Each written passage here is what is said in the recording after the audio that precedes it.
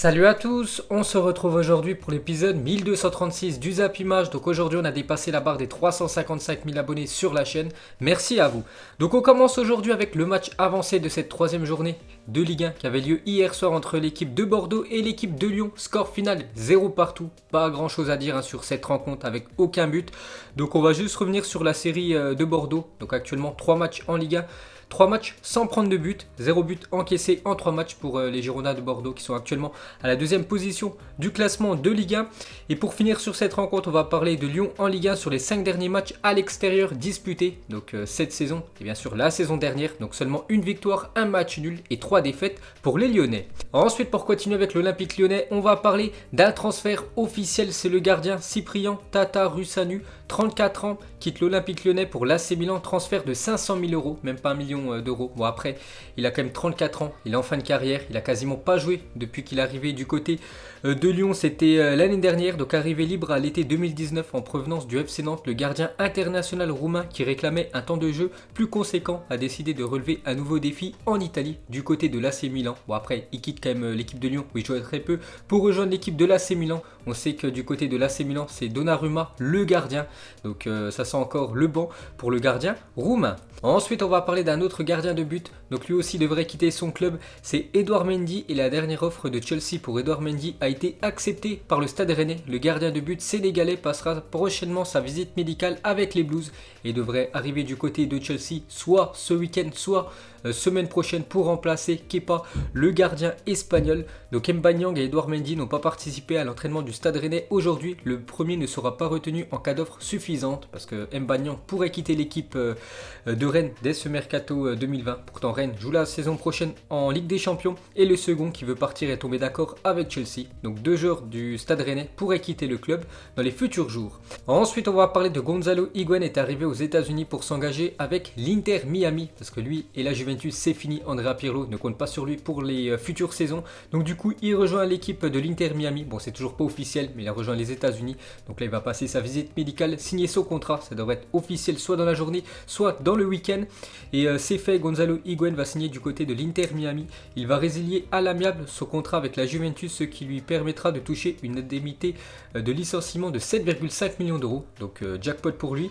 Il signera par la suite un contrat de 3 ans avec la franchise de David Beckham et rejoindra son ancien coéquipier Blaise Matuidi. Ensuite, on va parler d'un joueur, lui, qui arrive du côté de la Juventus, un jeune joueur que personne connaît. Mais bon, voilà, on parle de tous les transferts. C'est Tommaso Barbieri, 18 ans, s'est engagé avec la Juventus. Donc on le verra certainement cette saison jouer quelques bouts de match. Ensuite, on va parler du défenseur serbe Ivanovic, va signer dans les prochaines heures du côté de West Bromwich, une équipe qui monte cette année en Première Ligue. L'ancien défenseur de Chelsea est donc de retour en Première Ligue. Donc il quitte le Zénith Saint-Pétersbourg et rejoint l'APL. Ensuite, cette fois-ci, on va parler de Nabil Fekir, la priorité du club russe du Zénith Saint-Pétersbourg. Le Betis serait ouvert à un départ si une offre supérieure à 30 millions d'euros se présentait. Donc il pourrait déjà quitter l'Espagne et aller en Russie, Nabil Fekir, parce qu'on peut voir que le Betis pourrait recevoir une offre de 30 millions d'euros de la part du Zénith.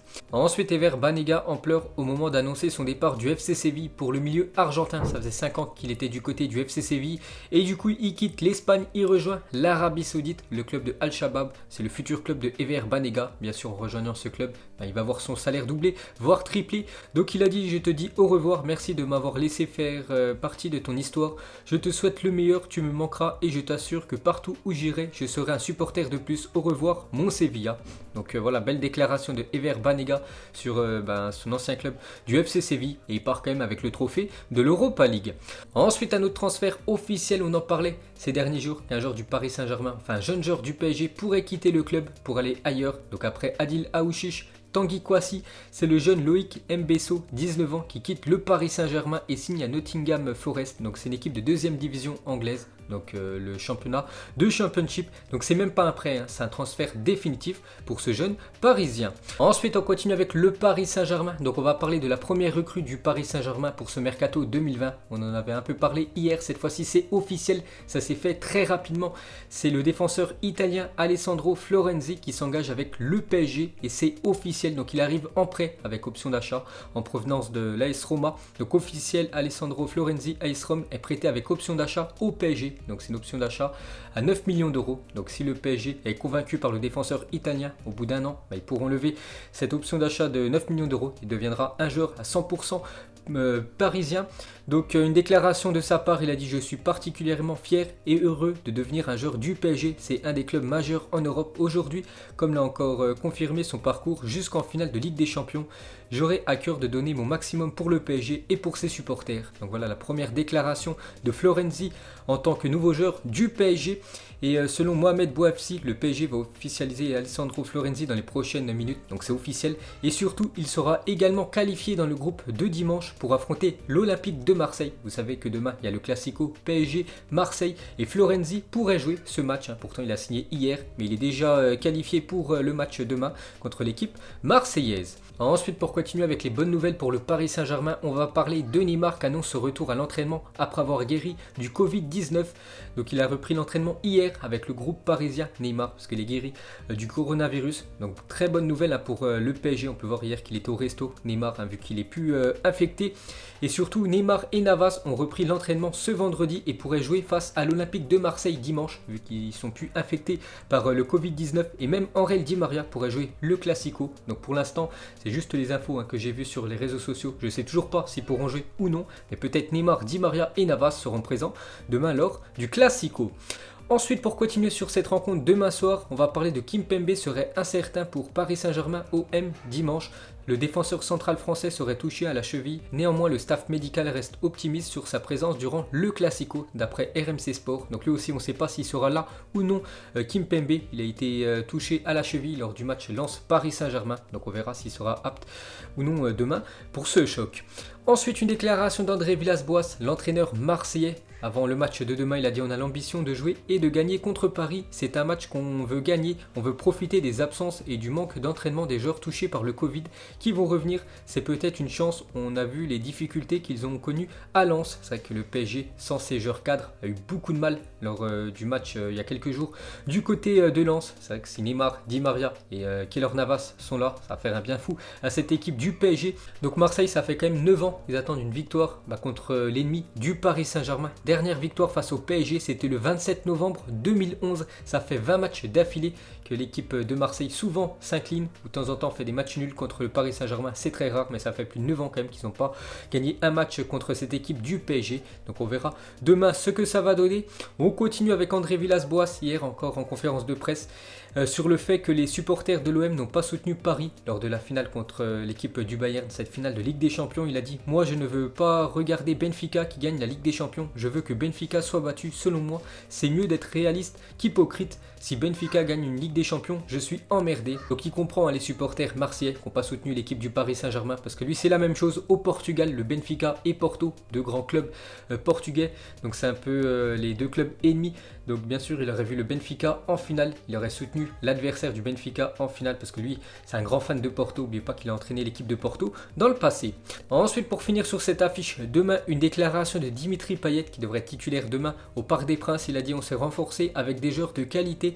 Si on arrive à garder ce groupe, on peut être candidat au podium. Donc il ne parle pas de gagner la Ligue 1, parce qu'il sait que ça va être certainement le PSG qui va remporter une fois de plus le championnat, mais il parle de finir sur le podium, et ça, bien sûr, Marseille peut le refaire.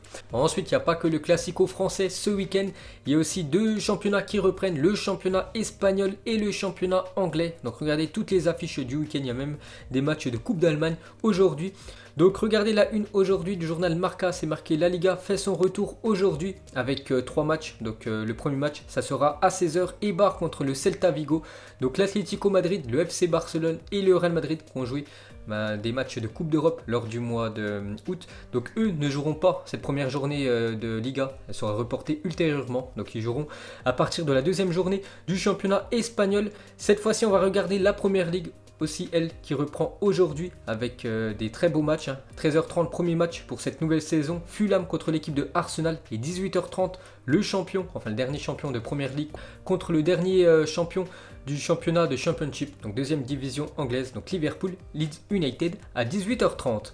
Ensuite, pour continuer avec cette Première Ligue, un titre très disputé. Un seul champion a conservé son titre sur les 11 dernières saisons. C'était Manchester City qui avait remporté le championnat en 2018. Ils avaient réussi à conserver ce titre en 2019. Sinon, à chaque fois, les équipes qui ont gagné le championnat l'année d'après, ils n'ont pas remporté le championnat. Donc on verra ce que ça va donner cette année avec l'équipe de Liverpool. On continue avec la Première Ligue, toujours très Frenchy. Donc toujours beaucoup de joueurs français qui évoluent en Première Ligue. Donc au 11 septembre 2020, il y a quand même 33 joueurs français qui vont disputer la Première Ligue. 80 joueurs passés par le championnat de France vont évoluer cette saison du côté de l'APL. Et une équipe où il y a beaucoup de joueurs, anciens joueurs de Ligue 1 qui jouent dans cette équipe. C'est l'équipe de Fulham qui commence dans quelques minutes son championnat contre l'équipe de Arsenal. 10 anciens joueurs de Ligue 1, Ligue 2 dans l'effectif. On peut voir par exemple Areola, Seri ou même Camara, l'ancien amiénois. Ensuite, direction l'Espagne, une très bonne nouvelle pour Antoine Griezmann parce qu'on peut voir que c'est le nouveau numéro 7 de l'équipe du FC Barcelone. N'oubliez pas que la saison dernière, il avait le numéro 17, vu que le numéro 7, c'était l'ancien numéro de Philippe Coutinho, mais lui qui était du côté du Bayern. Donc du coup, il récupère ce numéro 7, Antoine Griezmann. Il avait ce numéro du côté de l'Atlético Madrid, du côté de la Real Sociedad. Il a aussi ce numéro du côté de l'équipe de France. Donc bonne nouvelle pour Antoine Griezmann. Donc regardez ce qu'il y a sur la veste de Kevin Durant, qui a dévoilé le nouveau chiffre de Antoine Griezmann lors de la présentation du numéro 7 de Grisou. Donc on peut voir 2 et 8 sur le suite de Kevin Durant. N'oubliez pas, c'est le score du dernier match du Barça en Ligue des Champions. Il a fait une déclaration sur Philippe Coutinho. Il a dit: je tiens à remercier Coutinho qui, en plus d'être un grand joueur, est un excellent coéquipier. Et surtout, il doit lâcher ce numéro 7 tant désiré par le joueur français. Ensuite, pour continuer avec le FC Barcelone, on peut voir que Ousmane Dembélé est arrivé avec 11 minutes en retard hier à l'entraînement. On sait que souvent, il y a eu des problèmes de retard ces derniers mois du côté du Barça. Hier, 11 minutes de retard du côté de l'entraînement. Et aussi deux autres joueurs, Semedo, 19 minutes de retard, et Arturo Vidal, 7 minutes. Donc c'est pas très sérieux de la part des Blaugrana. Ensuite, pour continuer avec le Barça, donc ce soir, premier match pour cette nouvelle saison. Donc c'est un match amical. Ce sera FC Barcelone contre l'équipe de Nastic. Donc une équipe, je sais même pas de quelle division. Bref, ça sera le premier match pour le Barça pour cette nouvelle saison. Donc Koeman, le coach, a annoncé qu'il jouerait avec deux équipes ce soir contre l'équipe de Nastic. Une dans chaque mi-temps. Aucun joueur ne jouera plus de 45 minutes aujourd'hui contre cette équipe espagnole. On continue avec le FC Barcelone. Donc Suarez ne participera pas au match amical face à Nastic. La rencontre face au Bayern Munich était le dernier match de l'Uruguayen en tant que joueur du FC Barcelone d'après RAC 1, donc une chaîne sportive espagnole. Pour continuer avec cette chaîne sportive, donc Koeman exclura Vidal et Suarez de la liste pour le match de ce soir. Donc Suarez, on en a parlé juste avant, et Vidal aussi qui devrait quitter le club dans les futurs jours. Lui aussi ne va pas jouer ce soir contre cette équipe de Nastic. Donc pour continuer avec le coach néerlandais, donc d'après le journal AS, Ronald Koeman, lors de la conversation avec Luis Suarez au téléphone il y a quelques semaines, il a dit: pour moi tu pourrais rester, mais c'est le club qui ne veut pas de toi.